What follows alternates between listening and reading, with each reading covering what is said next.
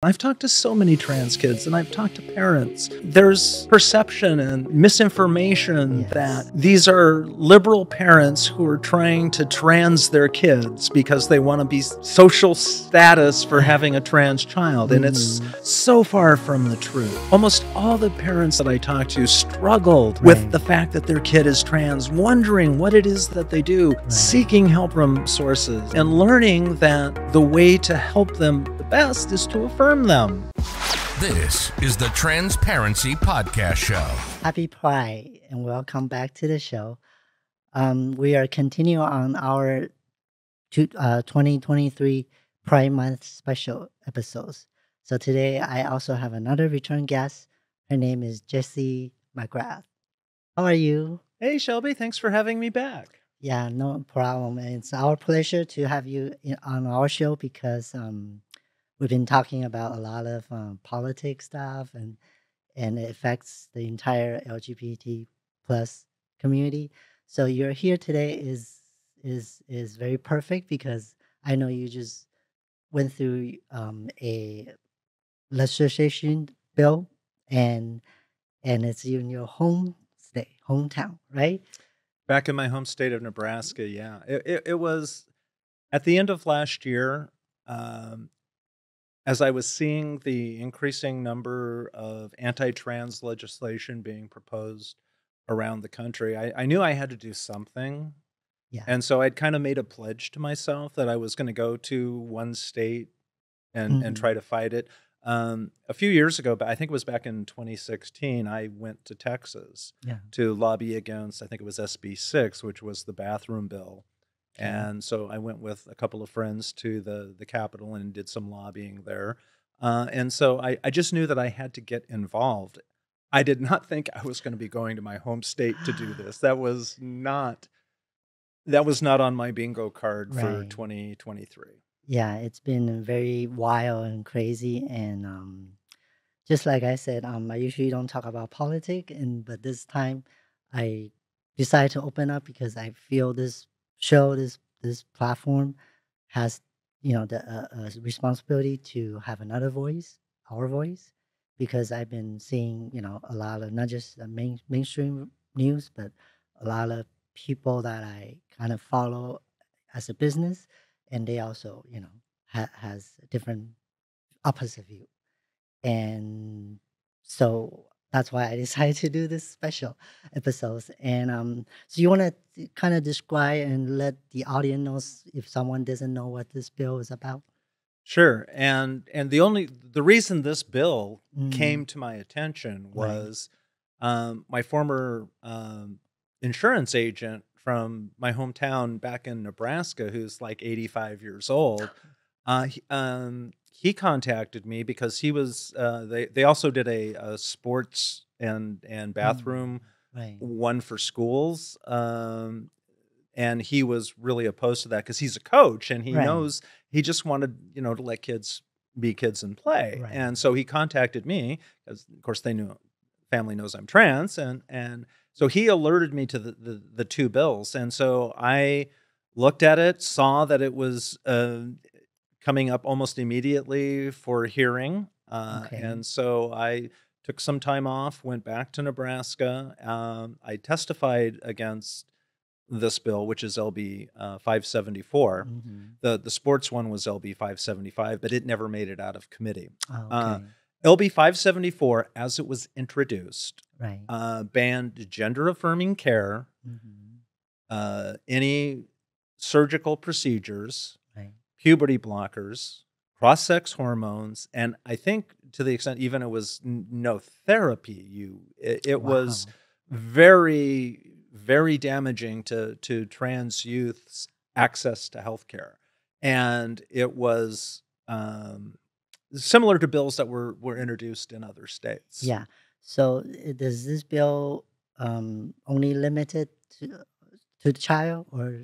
It was anyone under 19 because Nebraska is a unique state in a lot of ways. The age of majority there is actually 19. And so, and it's also a unicameral. They're a single Senate I guess you would say, but we call it the legislature. Yeah. There's 49 state senators, and that's it. There's no conference committees going back and forth between House and Senate versions of bills. It's all solely contained within that single body. Okay. Okay, I see. So, so when you went back there, and what's your experience like? Because I know it's your hometown, and then I'm sure you have a different feeling because you kind of like, why is this happening at your hometown, right? Why is So it when you, happening in my home state? Yeah, yeah, because Nebraskans, you have to understand how Nebraska came to be. These were pioneer, rugged individualists, people mm, who broke the mold, who came west, and they homesteaded, and that's why I'm in Nebraska, was from Nebraska, is my great-great-grandmother homesteaded in 1887. And uh-huh, so there was always a mixture of different communities, and we all kind of got along. So I didn't see this really coming out mm-hmm, of Nebraska, but as we've seen so often in a lot of places, there has been a turn to the far right, mm-hmm, and some people will call it Christian nationalism. I call right, it religious extremism, right, because they're trying to enforce religious beliefs, yeah, and you know, it's something that was happening in a lot of places, and I just didn't think it was going to happen to Nebraska. And I really love the Nebraska legislature. I worked mm-hmm, in yeah, the legislature as a legislative aide when I was in college, so yes, I love the unique system that it mm-hmm, has. So it was extremely frustrating to get there, and seeing the number of people who were there opposing mm, this bill okay, for the day that they had the hearings. And they basically allocated 3 hours for proponents and 3 hours for opponents. wow. So we have, I know you document the entire part of the journey. So we're gonna play some for our audience to see.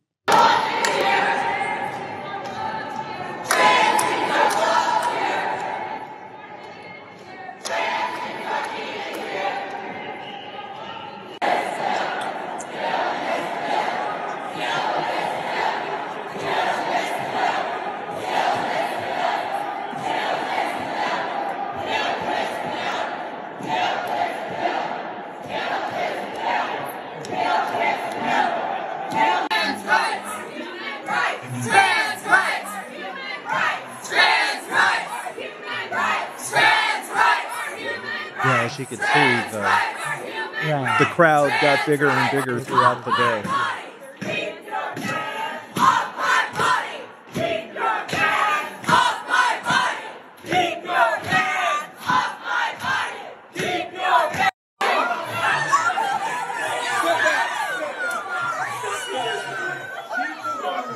And for some reason, the scout decided she wanted to punch one of the state patrol officers. And there was another man that was getting arrested, who I believe they said was drunk or disorderly and wouldn't leave. And so it got kind of heated.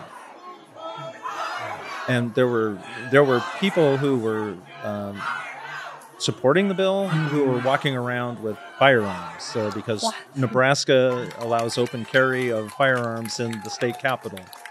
And then this is Senator Kavanaugh and Senator Hunt and Senator Day, Senator Blood, all these people who I ended up getting to know, Senator Frederickson. These were the people who led the fight against this horrible bill, and this was right after. All right. This is right after they So ended up yeah, losing. uh-huh. As I have a question because when I see those clips, there's a lot of kids, like young adults or a teenager. Are they all? I don't think they're all trans people, No, huh? they're not all trans. They're Yeah. gender nonconforming, part of the Okay. LGBTQ Right. community, or they're just strictly allies. There were people from a lot of different walks, but there Mm, were a lot of trans kids yeah. who were there. In fact, trans kids testified against this bill, Right. including the daughter, who is now her son, Mm, of one of the state senators, Megan Hunt. Her son, Ash, testified against this bill, but yet they still voted to deny him health care. Yeah, because it's kind of, to me, it's kind of contradictory if they want to protect the kids or the children, but then you see the violent. I think that girl, she looks pretty young, so I don't think this is like protection or any sort of, you know. Well, it's part of a national strategy that's Hmm. been put together by Right. groups like the Alliance Defending Freedom, Hmm. the Family Research Council, and Focus on the Family, and Right. other groups like Hmm. that are funding this. And they have put out a narrative that trans youth healthcare is mutilization and sterilization. Hmm. That is their catchphrase, and they're talking about it.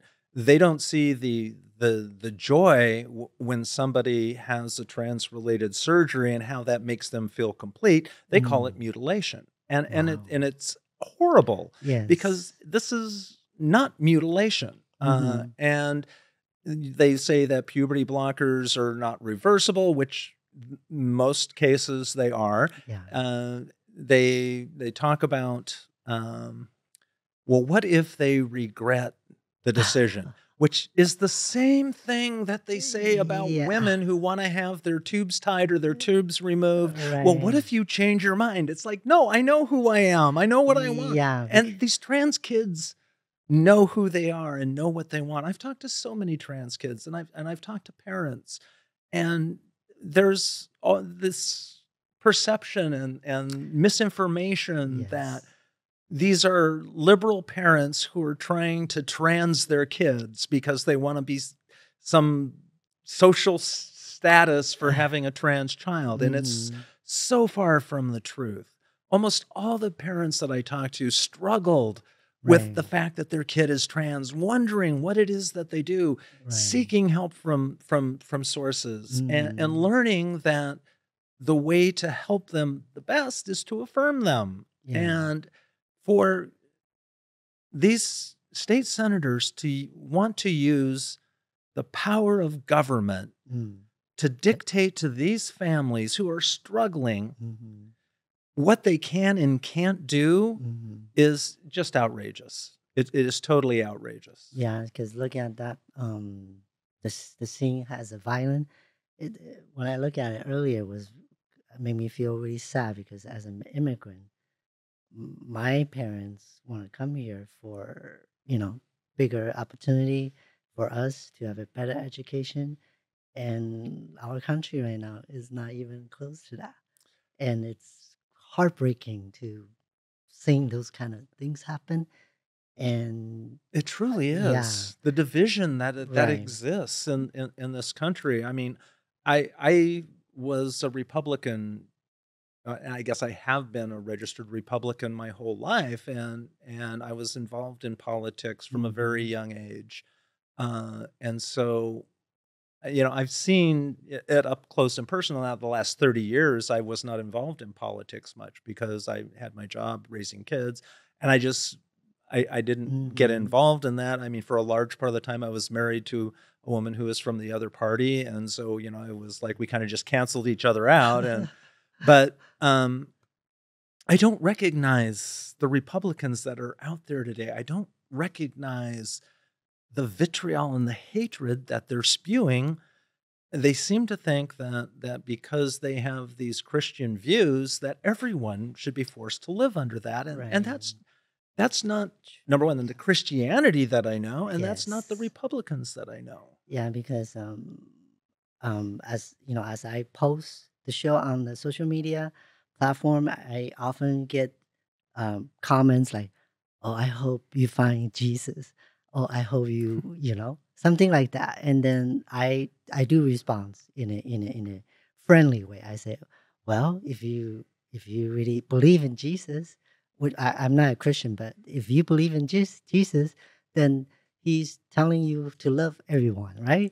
See, That's what the message of God is supposed right? to be. Yeah, love So everyone. And everyone, including everyone, not like straight, gay, or trans or except with non-trans. some Christian extremists, they have to love you so much that they want to destroy you. And I don't understand that. It's like my stepmom still refuses to accept me. She doesn't accept my my lifestyle choice. And it's like, this is not a lifestyle choice. Yeah. I mean, this is my identity. This is who I am. Right. I am me 24/7, 365 days a year. And no, it's not a fad or a phase I'm going through. It's been 8 years. No, I am not going to be anybody different than who I am. Yeah. Besides, like, because you're 8 years, I'm 11 or so years, but we both know we've been feeling that way for decades. Oh, it was. I knew So, way before that, right. and it was the religious beliefs that I was raised and had that led me to believe that it was a sin, not knowing that God is a beautiful, loving person, and making me transgender was like a gift Yeah. that God gave me. That's right. And I look at it as I spent a large part of my life denying who I was, for thinking it was for God. And when I finally did embrace myself, life became so much incredibly better. I mean, it was like I was Same here. incredibly blessed. Yeah. Same here. And I always say to Christians, it's like the verse, God, I formed you in the womb. I knew you before you were born. I'm like, yes, thank you, and you made me this way. And I actually think it's a beautiful thing. And I've gotten to see life from different perspectives, and it gives me so much to be able to give back, Right. because I've seen things in so many different ways. Yes. So also we're gonna have another clip that you were interviewed by the local news broadcast. They're violating legislative norms in all these states to get these bills passed because for whatever reason they think this is a winning election issue. Well, it's not, because people are beginning to react and they're seeing that we are humans, that we deserve humanity, that we deserve medical care, and we don't deserve what happened in this building here today. Okay, so did they interview any people in the core or just Oh, in the no, it was crowd? actually kind of strange, because I had been in the rotunda for a few minutes while everyone was hugging the senators, and I decided to go out to the north steps to the Capitol, because we were going to have a rally there. Right. And there was not a whole lot of people there at the time, and I was talking with the head of social media for the ACLU Nebraska, and one of the reporters came up for the local news station, and they just asked him if he wanted to make a comment about what happened. He said no. He asked another one of the ACLU staffers if they wanted to do it, and she said no. And he goes, Jesse, do you want to? I'm like, sure, why not? And so that's how I ended up on the news with that one. It was, I just happened to be standing there. Yeah, it's well, we need somebody in our community to be interview and have a different kind of voice, so that's good for you. And so next thing we want to talk about is healthcare, because you and I both know, if we stop receiving our medications, hormones, we as a person will probably become very, very imbalanced, depressions, and we can't be ourselves. So if we put that, let's say, in a child, like anyone under 19.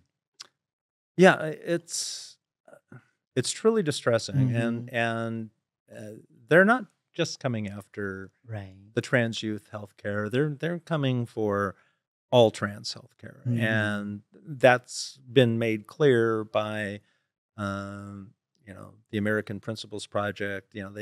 They've started with youth healthcare Mhm. Right. because they can start saying mutilation and sterilization. Yes. And then they can say anybody who supports that is a groomer or a pedophile. Right. So it's a way of targeting our community to number one, say we're groomers, mutilators, sterilizers, all of the classic signs of targeting a minority group that you want to exterminate. and you want to get Right. rid of. And so they're going to come after the trans health care for adults next. In Nebraska, the way the bill was originally written, it prohibited the surgeries, the Right. blockers, and the cross-sex hormones and therapy, except for probably conversion therapy. That would probably be okay. What they did is when they got to the final vote,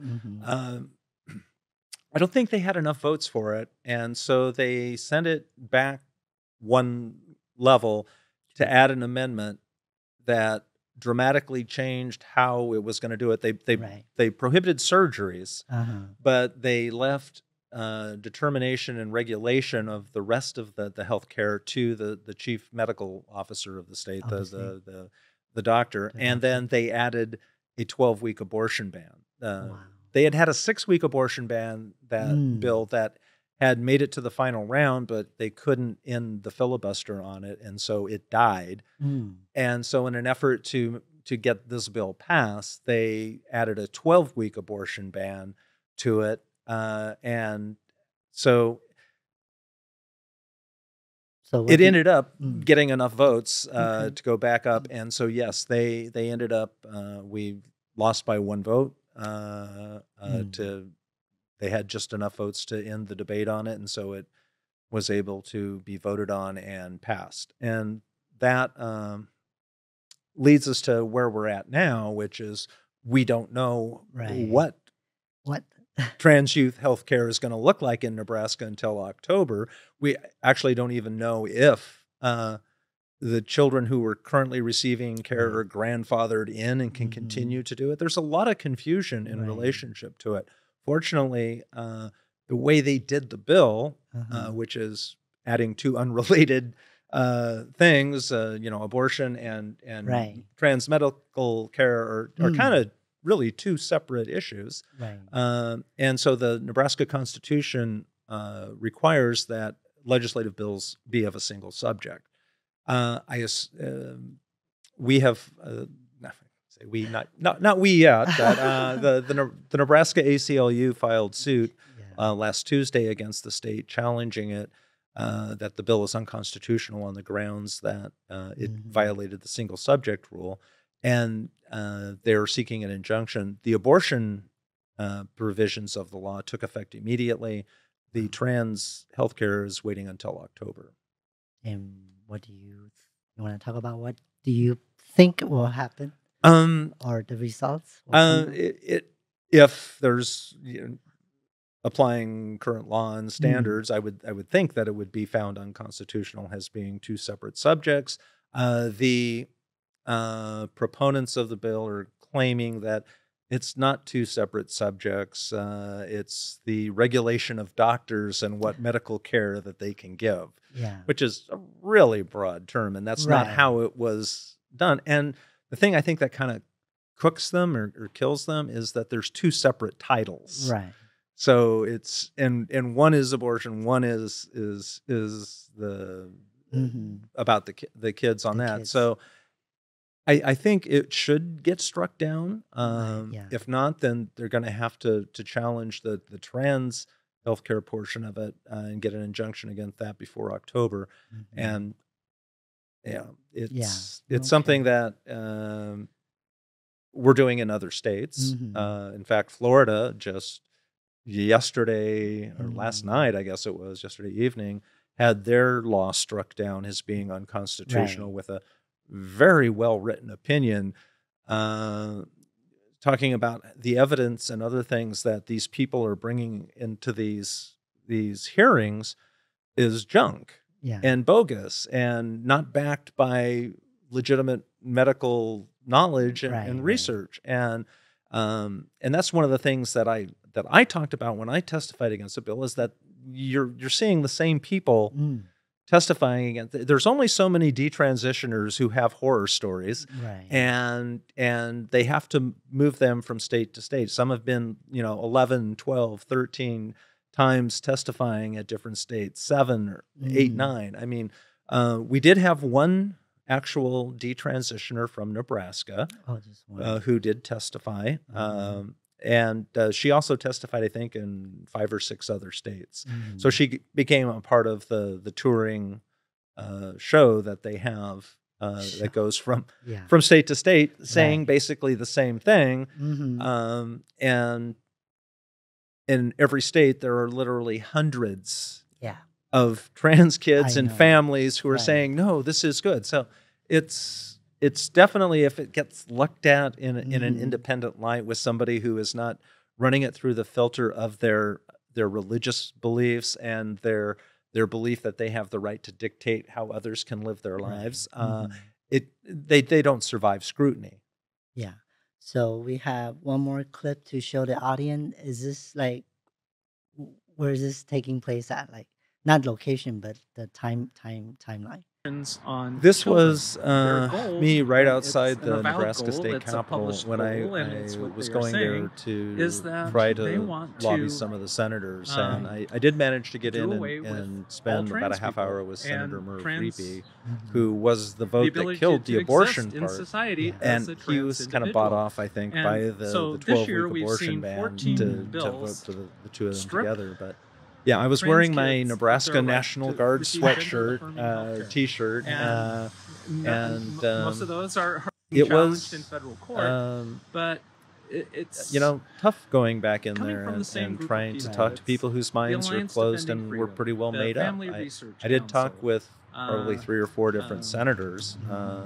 Americans and Defending, or the ADF. for each of them, Alliance they Defending had the Freedom. reasons I why there's so many they different wanted groups to that do are it, out but there none right of them were now, based on and they are anything that is organized and they are together. actually They're all factual. from Yes, the Magna and many of them, they Christian don't know any sphere of personal, things, and they have knowing any decided trans that people. they want to make So they, they trans just individuals misunderstood the target like of their what you said here. Like, 2024 you don't campaign, want to and go so back to they've your ramped it closet. up this You've year, been and they feeling have this gone way for a after long trans time. kids. You can But go make no Look, mistake about there's it, no way it's that not I just could kids. ever They want to eliminate go and eradicate to- trans people. It's like, Michael no, Knowles at the it's, Conservative I am who I Action, am. I'm proud of who I am. I conference love who this I am. I year feel actually incredibly said we need blessed to to be eradicate trans. transgenderism in all its it's, forms. Then he um, backpedaled and said, It's "Oh, I something don't that mean we need we to have get to rid of fight trans for people, but because Right. they have if you literally eliminate declared war. transgenderism And in its the forms, that means you 2024 eliminate is me." going to be even worse Right. than 2023 was, which is incredibly worse than any year in history. So I'm pretty sure that there's been a decision made somewhere along the line. You can see it from what DeSantis is doing in Florida, Yes. with what these other states are doing to pass these bills, Right. that the next round is Mhm. going to be targeting trans adults. And Yes. so they have stated an avowed goal. I mean, Michael Knowles was at the CPAC and stated that, transgenderism needs to be eradicated in all its forms. And then, of course, he backtracked and said, well, I wasn't saying we eradicate trans people. I'm like, well, Right. if you're eradicating in all of its forms, isn't that kind of advocating Yeah. the people? Because I'm a form. Yeah. It's so, yeah, it is truly frightening. There's so many incredible parallels to 1933, 1934 Germany. Mhm.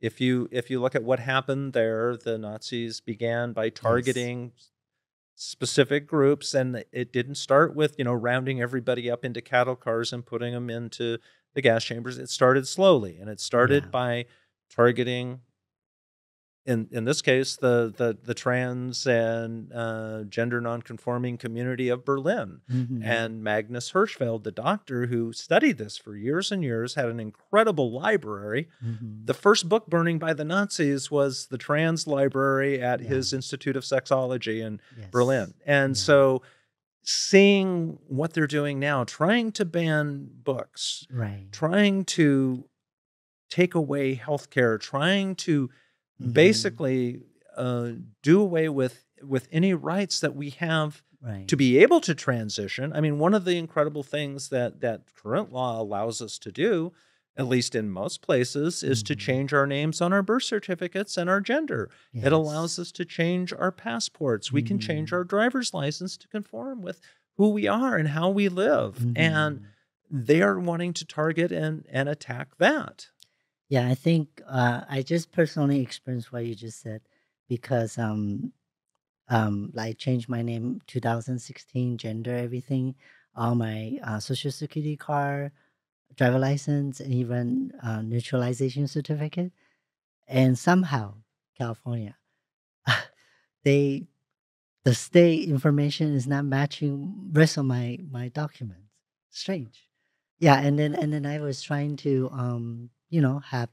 have the social worker or somebody in the Medi-Cal, it's called benefits cal, to ask them how can I make the change, and whoever they're speaking to on the other side is from the state, and the guy, I think it was the guy, and the guy was giving me so much hard time. They want me to have a court order, which I have, but it's been a long time. I have to dig it, and then they comes down to ask me for my birth certificate.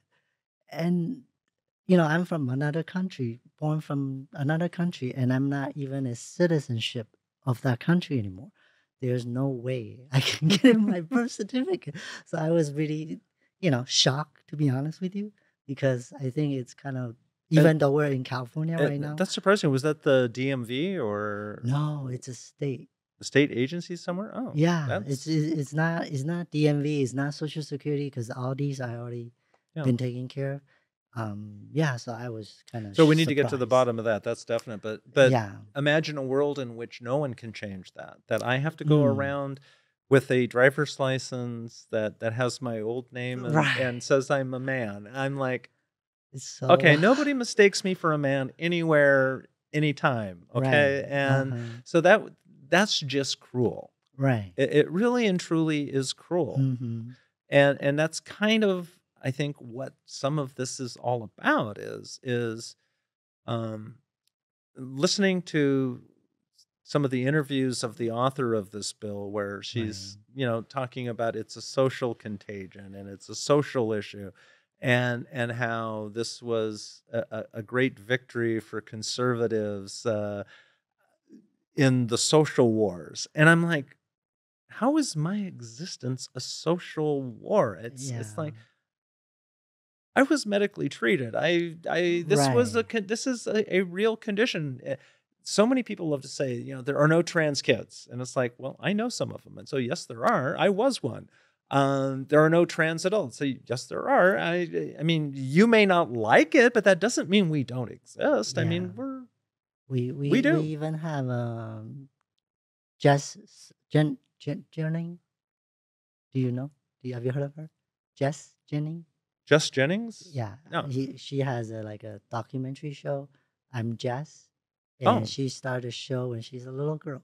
Oh, yeah. She's a big Oh, girl. Jazz. Jazz. Jazz Sorry. Jennings. Yeah. I'm Yeah, like, sorry. I'm like, oh, no. So yeah, so she's a little girl when she started the whole Oh, thing. yeah. And she was one of the people that was on the brief, the amicus brief that I was on to the Eighth Circuit Mhm. on the Brandt case out of Arkansas, which we're still waiting for the district court verdict on that. But that was Arkansas made it illegal for trans youth health care. Mm. And the ACLU filed suit against them in federal court. The federal judge issued a temporary injunction prohibiting enforcement of it. Arkansas did not like that, so they appealed to the Eighth Circuit. And as part of amicus briefs, I was Right. contacted, and there was like 62 of us. It was Jazz Jennings and Yeah. Lana Wachowski and Jenny Boylan and Elliot Page, Uh-huh. Chris Mosier, Miss Marjorie, and I got to be a part of that. And Jazz was one of those. And we talk Right. about the joy of trans healthcare, and the we go from having gender dysphoria to gender euphoria. And it's really, because I totally love being me now, where Yeah. I struggled so hard before, and it really is true for so many trans people, and that's what I think some of these people need to see. They need to see Yes. that, look, trans people are not miserable, horrible. Or mental health or anything like that. No. we We come, embrace ourselves, right? So, it takes a lot of self introspection And and courage. to be able to come to the conclusion that you're Mhm. trans. I mean, it's not something that somebody does on a whim. That's what I don't Yeah. seem to understand. They seem to think, oh yeah, oh look, little Jenny is playing with trucks, so let's call her Joey. That's not how it Yeah, that's works. not how it works. Yeah. Yeah, so like I say, it all comes down to if they don't know anybody who's trans, they won't understand. Before we closing the show, I heard among our friends you have a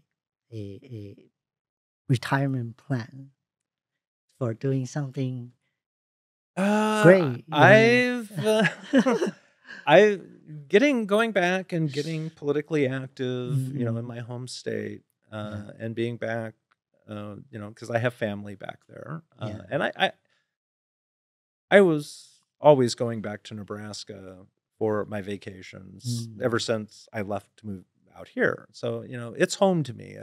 It's my home. And so it was kind of interesting getting back and getting involved in politics and hearing the frustration of people about how the politics has involved to these, right wing Republicans, and there were some of them were appointed as senators. So it just got me thinking about maybe wanting to go home, and I did make a promise to the kids Mhm. after the bill passed the second round to the third round. It had to wait a couple of days before they could do the Right. final passage. Mhm. But I promised them that if it passed, I would come back and I would fight for them. And so I've scheduled an appointment with my retirement association Okay. but the first date that they had available was in August. So Oh, apparently there's a lot of people looking at retiring and wanting to leave LA or something. I don't know. yeah. But so in August, I'm going to go talk with them and find out. Um, I have been seriously looking at moving back Mm. to Nebraska and deciding which legislative district that I want to move into and potentially run for state legislature back there. So, Wow. and it's something I've always kind of wanted to do. I love that system of government, and I hate to see how it got co-opted this last session and what happened with it, because somebody had decided that the most important thing for Nebraska to do in 2023 was ban healthcare for a couple hundred kids. Yes. I just don't understand it, Yeah, because the number of kids I know. is not like there's a Yes. huge number of these trans kids, and so it's really something that I'm considering. Yeah, And I think, like I said before, I think it's just try to redirect our focus on the real problem of this country. Because, like you said, there's hundreds, and Tennessee is only probably what 3 to 4 yeah, trans people, trans kids. Yeah, and it's like the trans sports bans. It's like, in state of Utah they did it. There were five kids that were trans identifying. Only one yes, of them was a trans girl. I think in Nebraska, I think somebody told me that there were 3 requests for waivers. So they want to do all of this stuff to affect 3 kids. hmm They want to do the banning of healthcare to affect a couple hundred kids, maybe right. 1,000. And so it's just the cruelty of that is in it. And one of the state senators that I talked with, her hang up was that Planned Parenthood offered informed consent HRT Mm-hmm. for 16 through 18-year-old Nebraska Right, girls and girls, boys, I guess, also. boys. hmm And so she thought that was wrong because there was no requirement for any therapy. And anyway, I told her, I said, I can't believe that this is the deal. I said, I'm probably going to come back, and I'm probably going to, Yes. get involved in doing some of this stuff. And I sent her an email after she voted against us, and hmm I told her I understood her position, and Right. I thought she was wrong, and that in the future she'll come back and regret doing Right. that vote. Yes. And I said, I'm looking at coming back to Nebraska, and I look forward to working with you on issues like public education funding Right. and middle class tax relief. I mean, there's all kinds of other things Right. that are much more Yes, more important important. Yes. than can Then 100 kids get puberty blockers? right. It's just nonsense to me. I don't know. So like last time when you were on the show, you also mentioned about a TV project. So you have a lot of things. Yeah, We and yeah. I'm So I'm How did that go? As I said, kind of the end of April and Right. beginning of May, we're not all that great because we actually had scheduled a meeting to pitch the head of CBS Studios, their development head of development there, and we were scheduled for April 26th. And a week before that, WGA, the Writers Guild, authorized a strike authorization, and so we got put off until after the strike is taken care of, and I'm hoping that we get a chance because it's such a powerful story and it's so well put together by the team that we've got working on this, and it has the ability to maybe change some of the narratives about what trans people are like, and get the understanding that, hey, there are some very responsible and good and smart and talented trans people in the law, in medicine, in engineering, in information security, in banking, in telecommunications. I mean, it's the view that they want to create, that every trans person is Dylan Mulvaney, celebrating our womanhood is just incorrect. We come from all walks of life. We come from all religions. I love it when they say it's a liberal conservative issue, and it's like, no, it's not. I mean, look, as much as I don't like what Caitlyn Jenner says, she and a lot of people around that she knows and talks with are conservative Republicans. I'm still somewhat conservative. I don't know what I'm going to register as when I move to Nebraska.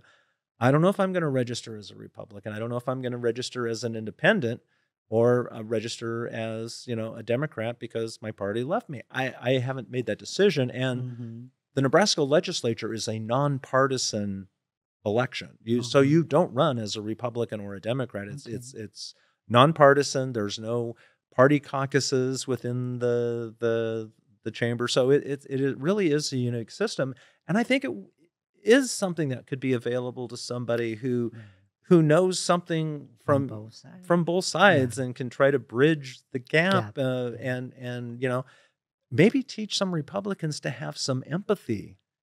Because that's what seems to be lacking on a lot of it is they don't have feelings for how those actions that they're going to force onto someone will affect them. They know it doesn't affect them because that's what they want to do. But there's a whole slew of people who don't want to do that, and it does affect them, from forcing women who have non-viable pregnancies to be forced to carry, to term solely for the child to either be stillborn or live for 2 minutes because that's some glorious thing that God wanted, or having them be able to terminate that safely and effectively and not have to go through the emotional and physical. They don't have empathy. They really don't. Okay. They have their religious view, and they think that everyone should have that also. Same. Yeah. Well, so I want to thank you for coming back to the show, and thank you for all you do and will do in the future for us. And if anything I can do, or even this show can do, please let us know. Well, if I do decide, I'll probably want to come on and announce what I'm going to do, and and let people know how they can help, because one of the things that I am actually contemplating is moving into the district of the author of this bill, who said that next year she's got even more planned for it. I don't know what it is, but I can only assume it's coming after adults. Moving into her district and running against her, and if they want to make this a national referendum on, trans rights, then, what the heck, she might as well run against a trans woman, right? Yeah. So I guess we will hear from you, have you back on the show around October? I have to be in a resident of my legislative district by October, registered to vote, and you have to live in the district for a year prior to the election. So the election will be in November of 2024. So that means I want to get in there September, October. Okay. So we will have you come back and give us a follow-up. Okay. Thank you so much, Shelby. Thank It's always so you. much fun. Same here. Thank you so much. Bye. Bye.